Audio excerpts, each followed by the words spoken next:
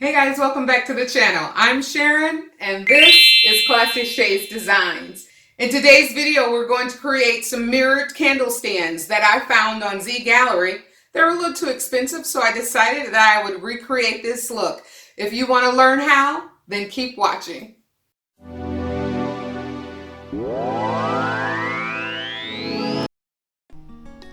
I picked up a package of these small candle holders, which comes 2 in a pack at my local Dollar Tree, along with these 2 green vases. I think they come pink, green, and another color, orange. And we're going to take these outside and spray paint them because we're going to cover them up with the faux mirror. So we only really need to worry about the top of the vase because we'll paint the rest. And then we'll use these faux mirrors here, and it takes 2 packages in order to complete a set of the candle holders. I will leave a link below where you can purchase these mirrors from me, and I'll ship them to you if you'd like, because I know people have said they have a hard time finding them. So let's get busy. I went ahead and took these outside and spray painted them off camera. You can see I have a couple of runs in them, but that's okay because all of this will be covered up. The next thing that you'll want to do is take a piece of crepe paper, and we're just going to trace the vase to give us a template to cut along with on our faux mirrors. This will help us to not have very much waste and to make sure that we can get the sides as accurately as possible. And I went ahead and traced the top, the sides, and the bottom. I cut the template out on the outside of the pencil markings so that I would make sure that I would not cut the template too small for our design. I then took the template and traced it on the back side of our faux mirror, repeating that same step, just drawing my lines and tracing it accordingly. I also used the ruler to make sure that I had the line straight after I had my first tracing markings down.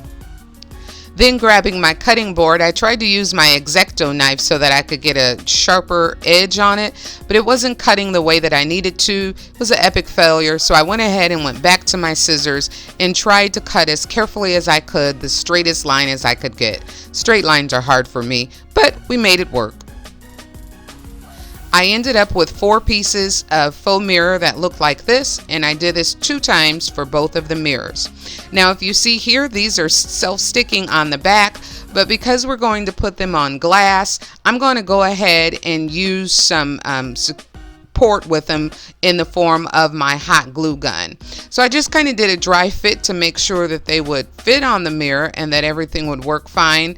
And then I went ahead and took my hot glue gun and put a little bit on the top and bottom and glued it down.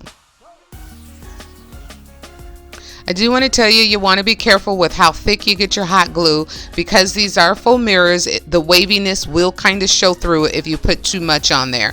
So a little bit is better, and if you get too much on it, just kind of heat it back up and spread it out a little bit more.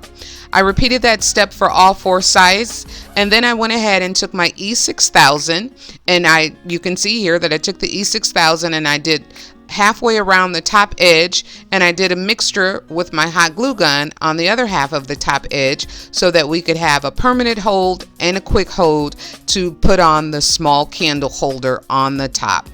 And I just centered it as best as I could right on the top of here. Sorry that's a little bit out of frame, but here's what it kind of looks like.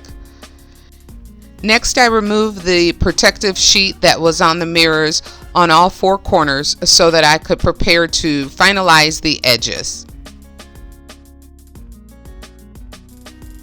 And using some of my bling wrap and my hot glue gun, I just put 1 strand of diamond wrap along each of the edges to help give it a final look.